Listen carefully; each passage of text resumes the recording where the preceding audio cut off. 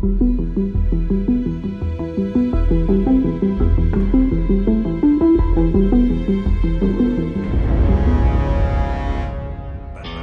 to the Bassquatch Hunter. I've got a fish. We show our guests our love for fishing, and then we let them show us what they do. Whether it's a professional athlete or an industry professional, we include it all. We all chased our dreams to follow our careers. Now together, we will chase our Bassquatch.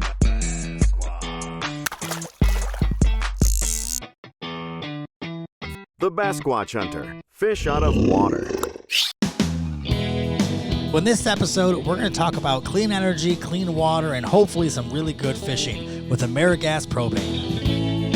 We just arrived to the lake. It's super remote out here. I've never seen this lake before, never been in this area before. It looks like a beautiful spot to fish, and I'm really excited to get out there. Just pulled up to this lake and excited to get out there. It's a small lake, and I think we're going to get some fish.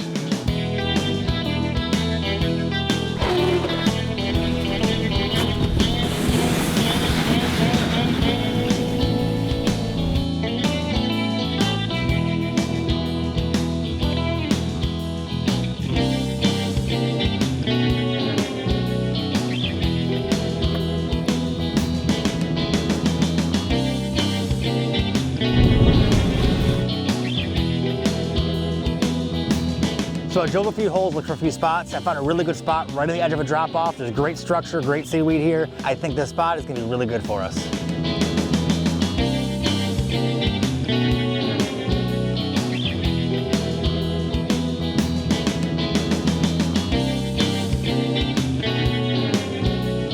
Hey guys, it's Mike McKinstry, host of the Bassquatch Hunter. And today we don't have kayaks, we're not open water. We're doing something a little bit different, and we're in the nice frigid north of Michigan, but I have a really cool guest with me. My name is Don Rathwell. I work for AmeriGas Propane.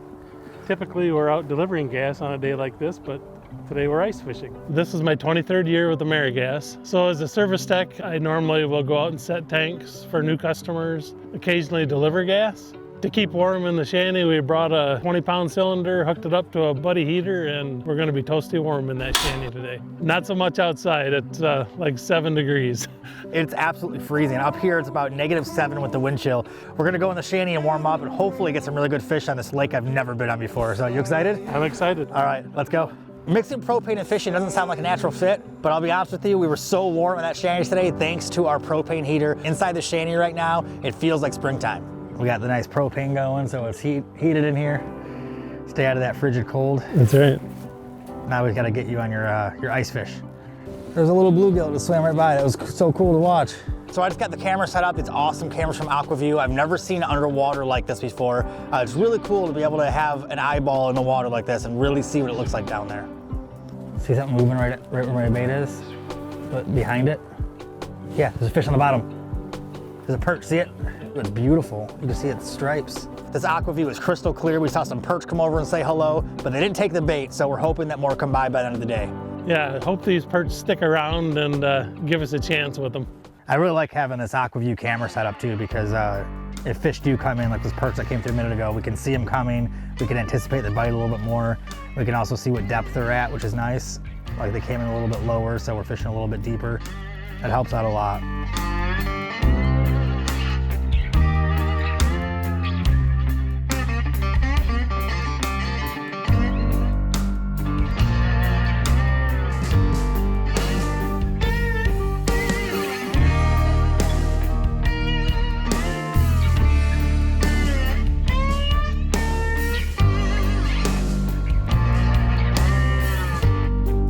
After sitting here all day, we haven't caught anything yet, but I've had a great time sitting here talking to Don, some great conversation, and sometimes it's not about catching a fish, it's about having a good time. Yeah, we're sitting here and it's freezing cold.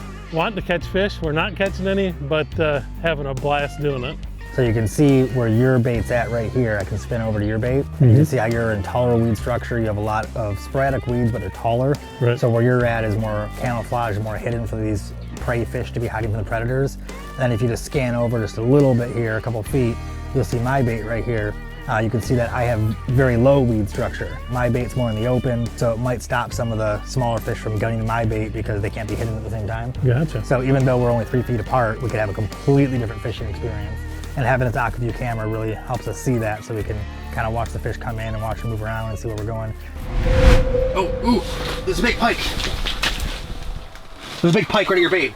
Did you see that? I did see that. Just when I thought we were gonna get no fish today, this monster pike came into our screen right on the AquaView camera, and it was amazing. Enter the Jaws music, the damn it. There he is, there he is. Oh, there he is, there he is. Oh my God, look at that beautiful pike, come on. Oh, come on. He went at it too and I moved it. Come on, get us a little bite right next to you. This is a huge pike. I was excited and thinking we're gonna get one now. He's just chilling, he's like just checking it out still. Oh, here he comes, here he comes. This is the most excitement we've had all day, come on. Come on, pike. I'm like holding my breath. Right there. Oh my gosh, look at him. He's still interested. I just hit him in the mouth. If he comes at it, he's not gonna come slow, he's gonna swipe. When they're cold like this, they look for the easiest, smallest meal they can because they can't digest food quickly. The metabolism's like shut down. So they eat the smallest, easiest meal possible. They don't have to chase, they have to work for it because they know they can't digest quickly. I don't know if he wants it sitting still or if he wants it moving.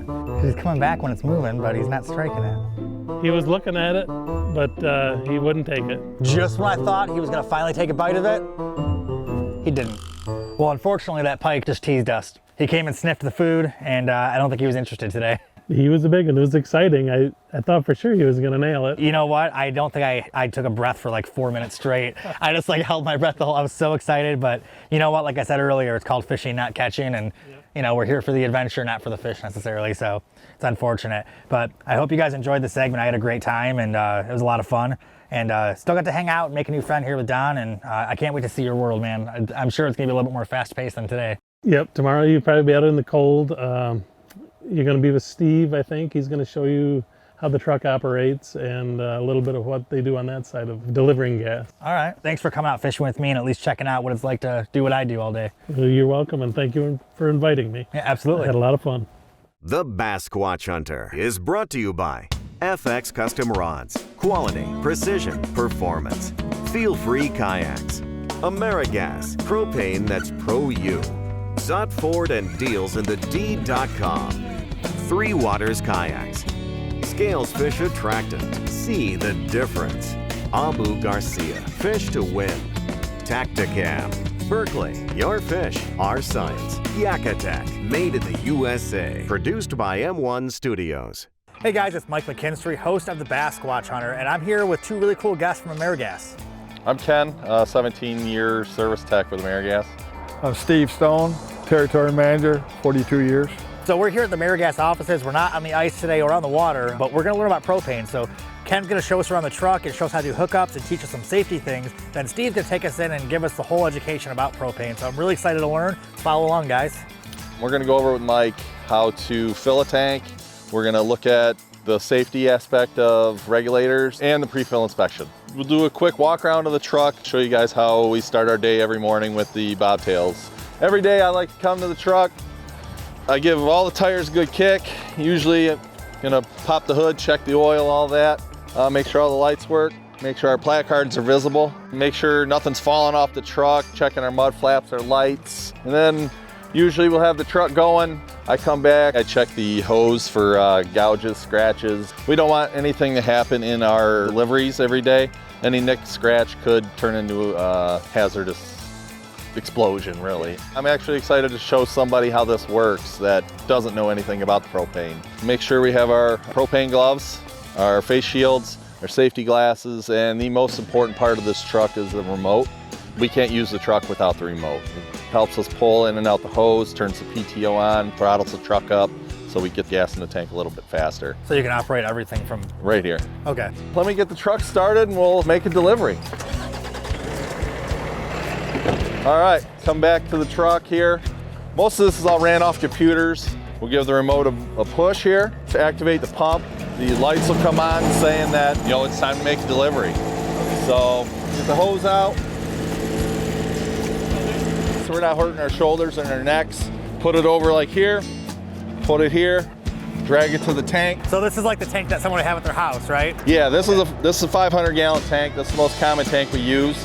This is the average size you're gonna see at somebody's house. When I'm hooking up, I put my face shield down,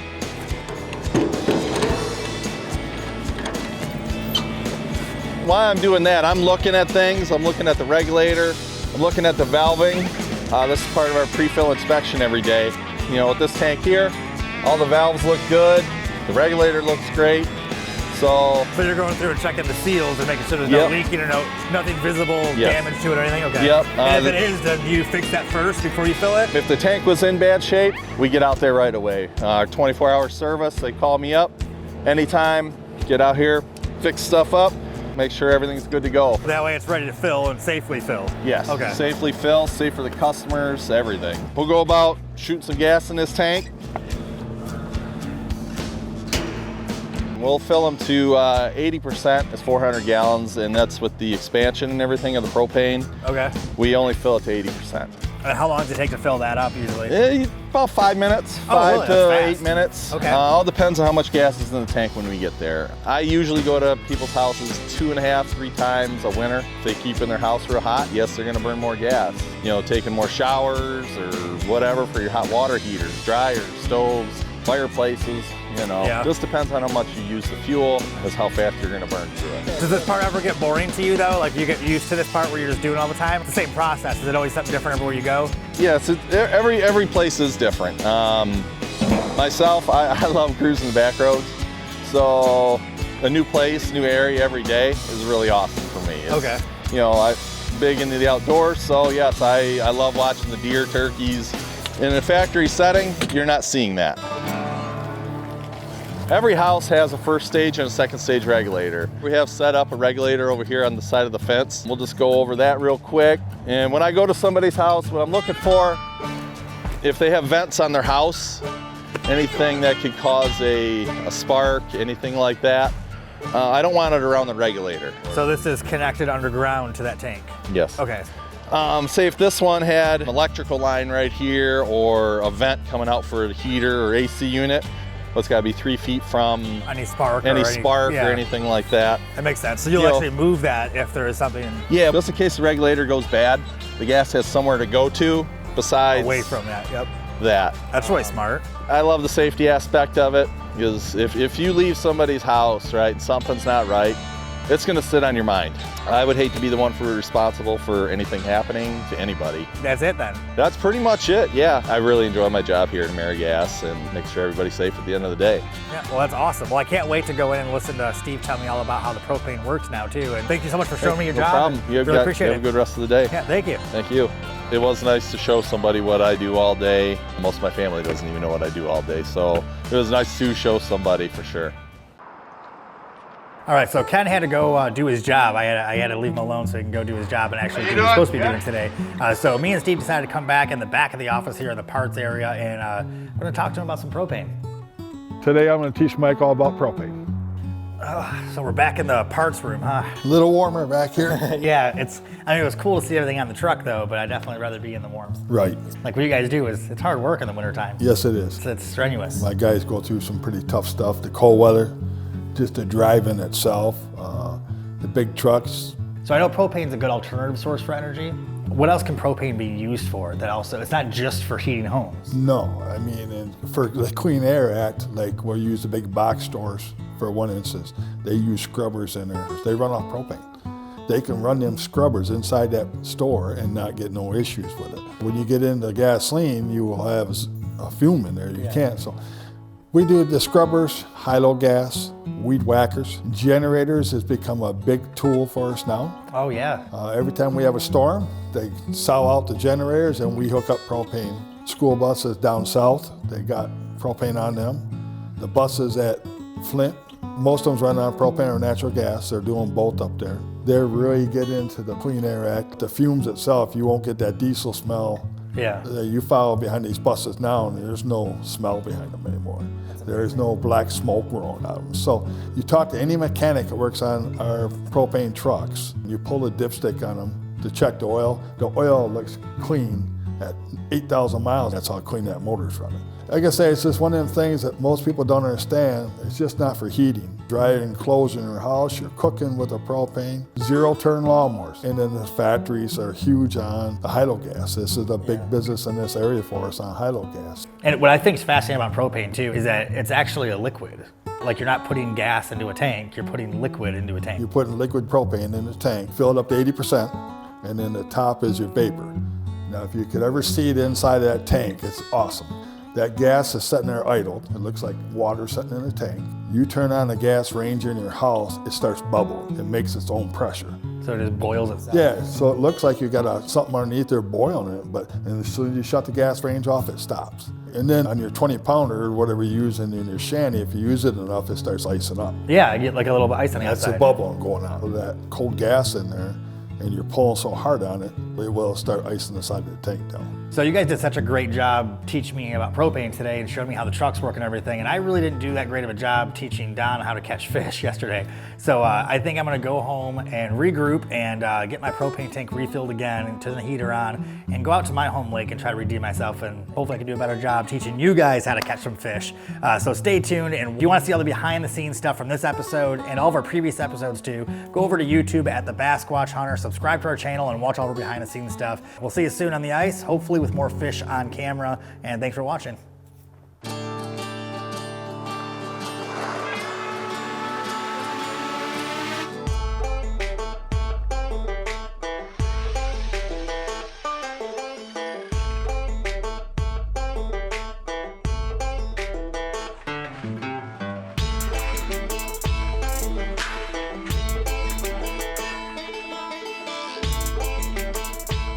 So I got the AquaView HD7i 125 facing my bait right now, so I can see it jigging, and hopefully we'll find some fish right here on the bottom. I got my bait about 6 inches off the bottom.